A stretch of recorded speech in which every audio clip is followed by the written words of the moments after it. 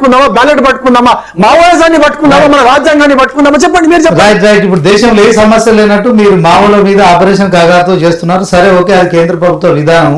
కానీ ఇంకా మీరు అణచివేతలు ఏమంటున్నారు? కుమ్మర మల్లన్న జాతరలో 2 నెలల చిన్నారి మృతి చెందడాన్ని చూస్తారు. దాంట్లో కూడా జరిగిందని చెప్పి కూడా మరి రాష్ట్ర వ్యాప్తంగా మరి సోషల్ మీడియాలో జరుగుతున్నారు.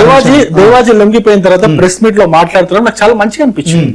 ఒక మంచి అనిపించిన పరిణామం ఏంటంటే, ఆయనలో మేము కూడా రాజకీయ పార్టీ పెట్టడానికి ఆలోచిస్తున్నాం అని చెప్పేసి వాళ్ళు ఏదైతే మాట్లాడుకున్నారో ఆ వార్త బయటకు వచ్చినప్పుడు సంతోషం అనిపించింది. ఎస్, మీరు రాజకీయ పార్టీ పెట్టండి, మీ ఆలోచనని పెట్టండి. ఏదైతే ఉన్నదో, ఏదైతే అణచివేతున్నదో, ఏదైతే దౌర్జన్యాలు జరుగుతూ ఉన్నాయో, ఎక్కడైతే వెట్టి చాకిరి ఇంకా ఏమైనా అట్లాంటివి ఉంటే దానికి సంబంధించి ఏమైనా ఉంటే నాకు చెప్పండి. బీజేపీ నక్సల్ రహిత రాష్ట్రంగా తెలంగాణ తీర్చిదిద్దడానికి ఎవరు మీకు అడ్డానికి లేరు. ఒక గణపతి తప్ప మిగిలిన వాళ్ళందరూ లొంగిపోయారు. ఇంకా తెలంగాణ రాష్ట్రం మీద మీకున్న కన్సర్న్ ఏంటి? తెలంగాణ రాష్ట్ర చరణ్ గారు, ఓన్లీ నక్సల్ రహిత తెలంగాణ మాత్రమే కావాలి. కేంద్రం నుంచి మొన్న బడ్జెట్ లో కూడా 0 ఇచ్చారని మీరు చెప్పారు కదా. సో తెలంగాణకి ఏం కావాలి? కాంగ్రెస్ కి మరి ఢిల్లీకి 60 సార్లు పోయిన ఆయన రేవంత్ రెడ్డి గారు ముఖ్యమంత్రి హోదాలో కేంద్ర మంత్రులు కలుస్తున్నారు. ఈ వివక్ష ఎందుకు చూపెడుతున్నారు? తెలంగాణ మీద సౌత్ ఎందుకు? మీరు మాట్లాడండి. శ్రీవాడు ఒక్క పాయింట్ నన్ను చెప్పిన తర్వాత ఆయనకి అవకాశం. మీరు అడిగిన ప్రశ్న బాగుంది. తెలంగాణ ఇప్పుడు కాంగ్రెస్ పార్టీ వాళ్ళు ఒప్పుకుంటారు, బీఆర్ఎస్ వాళ్ళు ఒప్పుకుంటారు, మేము కూడా ఒప్పుకుంటాం. దేశంలోనే అత్యంత వేగంగా అభివృద్ధి చెందుతున్నటువంటి రాష్ట్రం. జీవన ప్రమాణాలు మిగతా రాష్ట్రాల కంటే కూడా వేగంగా పరిణితి చెందుతున్నటువంటి రాష్ట్రం. ఇప్పుడు చూడండి, మీరు గ్రామాల్లో, మన తెలంగాణ రాష్ట్రంలో స్పెసిఫిక్ గా చెప్తున్నాను, మీరు ఏ గ్రామం అయినా పోండి, మీరు మూలలో ఉన్నటువంటి గోండు గ్రామం కావచ్చు, లంబాడి తాండా కావచ్చు, పోండి. ఏ గ్రామంలో ఉన్నా ఇప్పుడు మనకు అంతకుముందు లేక ఇప్పుడు అంతకుముందు రోటీ కప్పడా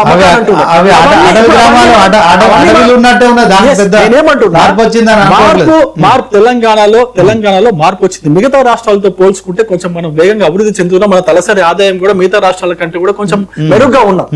ఇటువంటి సమయంలో తెలంగాణ రాష్ట్రంలో నక్సలిజాన్ని ప్రజలు కోరుకోవట్లేదు. ప్రజలు ఏం కోరుకుంటున్నారు? అభివృద్ధి కోరుకుంటున్నారు. మనం కూడా ప్రపంచంతో పోటీపడి 1 ట్రిలియన్ ముఖ్యమంత్రి రేవంత్ రెడ్డి గారు ప్రకటించినారు. 1 ట్రిలియన్ ఎకానమీ తెలంగాణ రాష్ట్రంలో రావాలని చెప్పేసి ఆయన ఆ ఉద్దేశంతో పనిచేస్తున్నప్పుడు నక్సలిజాన్ని వెంట పెట్టుకొని పోతే 1 ట్రిలియన్ ఎకానమీ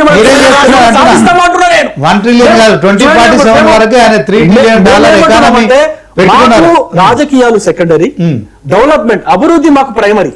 మేము మొట్టమొదటి అభివృద్ధికి అభివృద్ధి కోసం కాంగ్రెస్ వాళ్ళు మాట్లాడినా కూడా మేము సహకరిస్తాం, బీఆర్ఎస్ వాళ్ళు మాట్లాడినా సహకరిస్తాం. కానీ అభివృద్ధికి వ్యతిరేకంగా ఎవరు మాట్లాడినా కూడా దాన్ని ఖచ్చితంగా మేము ఎదుర్కొంటాం. అభివృద్ధి మా యొక్క. రవికుమార్ గారు మాట్లాడిన మాటలు అయితే విన్నారు. సో దాంట్లో ఆయన పరిధి సరే, ఓకే, పార్టీ తరఫున మాట్లాడుతున్నారు. తెలంగాణ విషయంలో బీజేపీ మొదటి నుంచి మొండి చేయిస్తుందని, బీఆర్ఎస్ లో 10 ఏళ్ళ అధికారంలో ఉన్న అదే మాటలు, ఇప్పుడు కాంగ్రెస్ కూడా 2 సంవత్సరాల్లో కూడా ఇవే మాటలు. సో నక్సల్ రహిత రాష్ట్రంగా తెలంగాణ చేద్దామని ఆలోచన చేస్తున్నారు. సో అది వాళ్ళ లక్ష్యం నెరవేరింది. కానీ తెలంగాణ